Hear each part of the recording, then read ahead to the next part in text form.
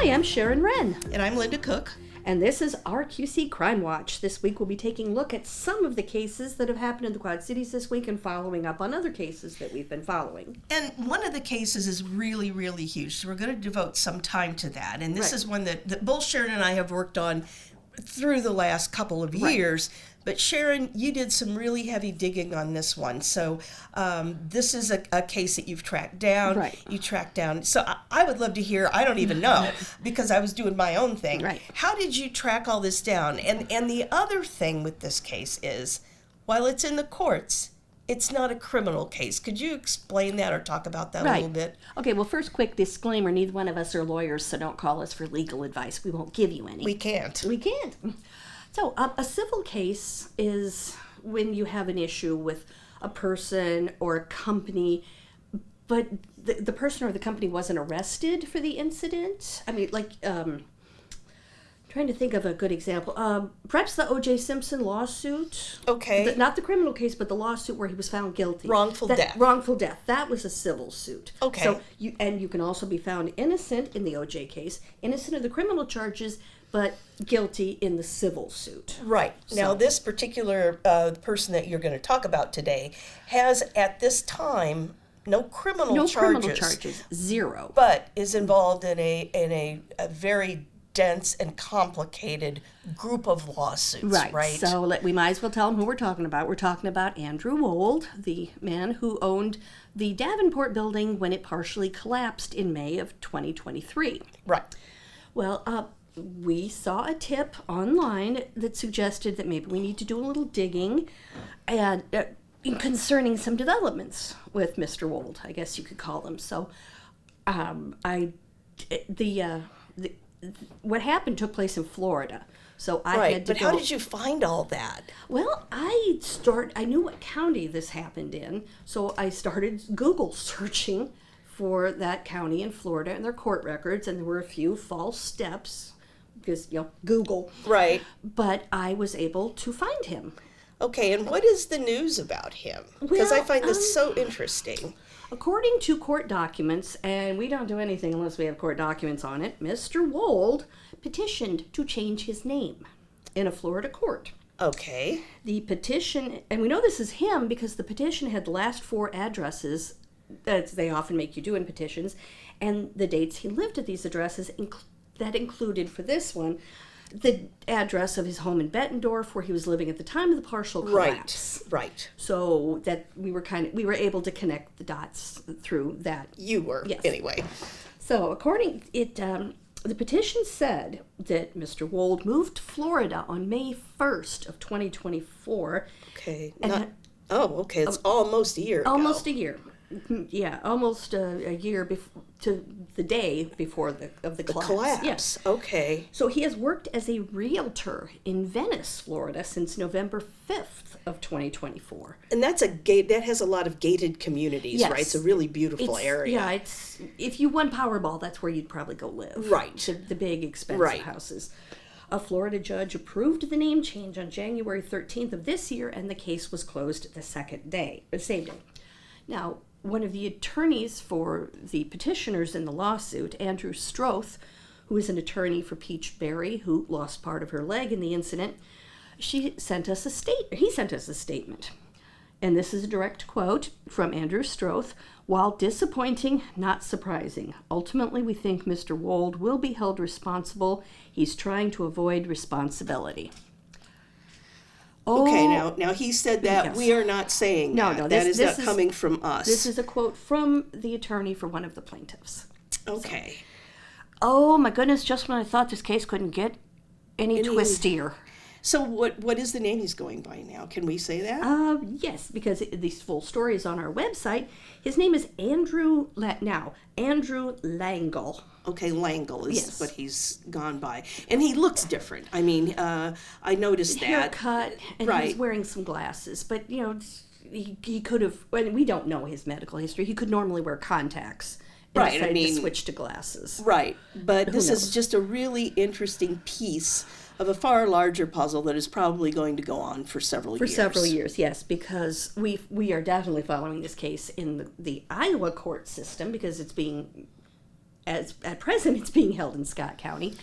Right. And they are still very, very, very early in the process. Has discovery even happened yet? I don't think so. I don't think, and that's something that happens fairly early in the process. But like you said, this is a very complicated case with multiple plaintiffs. The cases, it was so complicated, they've been consolidated into one master case. Right. Not So a there- class action lawsuit, a master case. Right, and that's different. Right. So there are all these different businesses, I believe, construction companies, Right. correct? And then people who've lost loved ones. Right. So the estate of these various people. Right. And then other construction-related companies. Right. And then I believe his LLCs are named in these. Yes, and he has correct? a few of them. A few of those. So I've seen a lot of legal documents, and I have never seen at the beginning of a legal document, they'll have the plaintiff, Bob Jones versus Susie Smith. Right. This one is huge. It takes up an entire 8.5 by 11 sheet of paper just for the plaintiffs. Right. It's one of those that will keep going. And I have people, some of them are involved in cases right now, and they've called me and said, why is this being delayed? Well, it really isn't. No. But criminal cases, just as generally, Right. happen faster than civil cases Right. do. They come to a conclusion faster.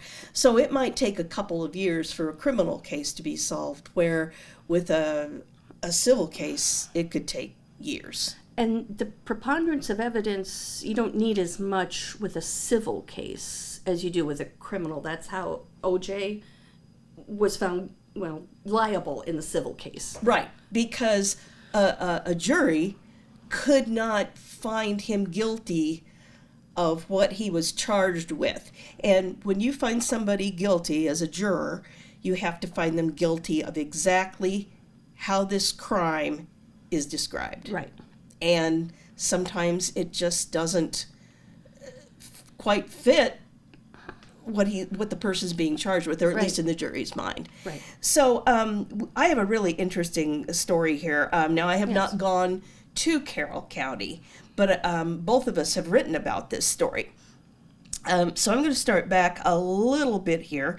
This happened in July of 2024, July 28 of 2024. And the Carroll County Sheriff's Office asked the Division of Criminal Investigation, so that's a state group, right, to investigate a death of 18-year-old Jackson Cradle. Oh. Okay, and Jackson Cradle was found lying in the middle of Illinois Route 78, just north of Mount Carroll, about 3:30 a.m. In the middle of the road. in the middle of the road. Right. Cradle was pronounced dead at the scene. Now, this was in July, Right. okay, of last year. Right. So again, we talk about time. We Right. talk about the time elements involved in these things. Okay. It's not like it is on TV, 30 minutes and No, it's up. and it's really for the families, for loved ones on either side. It is so frustrating to let justice take its time. Right. It has to, or someone is going to be cheated of justice. At least that's my opinion. Well, we all have the constitutional right. Right, we do. So, a 44-year-old former Carroll County Sheriff's Office deputy, this was on Wednesday, pleaded not guilty in Mr. Cradle's death. Matthew Herbstreit of Savannah appeared in Carroll County Court, and he had his attorney with him. Now, his preliminary hearing is scheduled for 1:30 on May 9th. So this is, you can see it's rolling along. It's coming up. Right. And that's according to Carroll County court documents. Herbstreit faces charges including reckless homicide, reckless conduct, and obstructing justice, court documents show. Now, dear. you're going to ask me how he is involved or allegedly involved. Right. I don't know that, but we will at some time. So this is one of those, there's a former deputy here, an unusual time for a death, someone found lying in a road. I don't know what happened. Right. But that is for the court system to sift out. So we hope that this happens as quickly as possible. But it may be a year or two.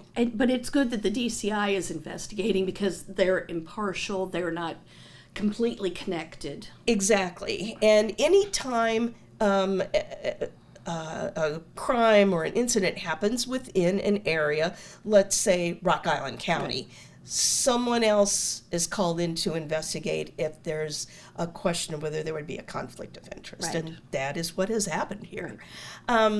Sharon, did you want to go back and talk about what happened with Mr. Wold's apartment building?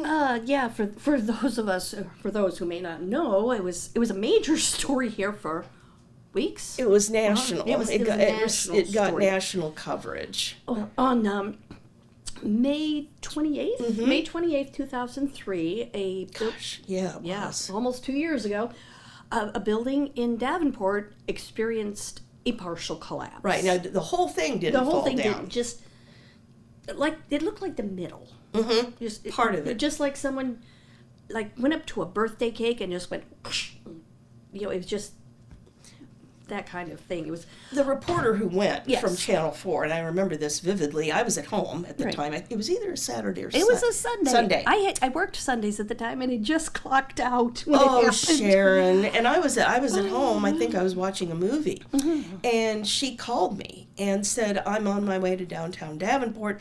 I think a car has hit a building. Yes, Which made absolute sense at That's the what time. she told me also. Right, because she could tell there was some damage.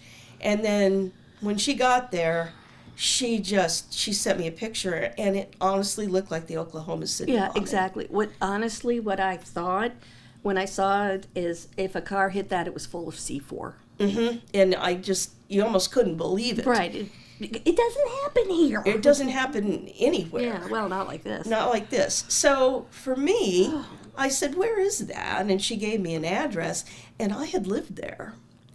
So I had lived, I believe it was the third floor, it may have been the fifth. It's been such a long, long time now. But before I was married, I've been married almost 34 years, that's where I lived as a single woman. And it was, I have to say, at that time, it was beautiful. The lobby was gorgeous. There was a fountain there. There was a room that you could use for a party or, like a community room. A community room. Yeah. And it was clean and soundproof. So I do want to say this. I think it transferred through a number of landlords, and I think Andrew Wold was only one of them. Yes, but that goes back to the lawsuits. The previous owner of the building who sold it to Mr. Wold is being included. Right. So, all these questions come into play. Who reported this? That there were cracks in a wall. Who reported this unstable? Right. And when? And who took action or didn't? Right. At what time? At what hour? And that's why this is going to be a very, very dense lawsuit. Well, before the lawsuits were compiled into the master lawsuit, just one of the complaints for the lawsuit, just one was 96 pages. Oh dear. And I read all 96 All 96 pages. of those. Oh my. And, that was the lawsuit where the woman lost part of her leg and that is, they talked about it. So they did. And for her to be trapped and have to be extricated that way, I have never heard of anything like that before. I've been a reporter a long time. I think I've seen it in a movie or like one of those hospital TV shows. Exactly. Yeah, that looked like something straight from the old show ER. It does. Yeah. But unfortunately, it is all too real. Yeah. And her and her wife are part of this lawsuit. They have given news conferences. Right. And their attorney's the one who gave us the statement. Right. So. And then, of course, we have 3 other people who died Right. in And this. their estates are. Right. Oh. So it's not just damage as far as losing things you can never recover, pictures and someone lost grandmother's ashes. a relative's ashes, so that can never be recovered. Right. But to lose part of oneself and or one's life, this is one of the most. It's one of the saddest lawsuits I've ever heard of, Right. and we will try to cover this as best we can and keep up with it. Right. These kinds of things seem to sort of lurch forward. There will be a little bit of activity, and then it will stop for a while. So Sharon has done an exemplary job of keeping her eyes on this as it goes through the system. Yeah, so we will definitely be following this Right. clear to the end. Right. So meanwhile, and I won't go into this, but we've had a couple of cars run into buildings in the last week. I won't go into those, but it's pretty weather. People are out driving. And I guess I just want to close by saying, please think before you hop in the car. Keep your mind on the Right. road. These could have ended in a lot worse than some damage to a building. Right, and they did not. You know, if you're going to have a little something to on your off time, don't drive. We're not implicating anybody in anything. But, No, not at all. It's just pay attention to conditions.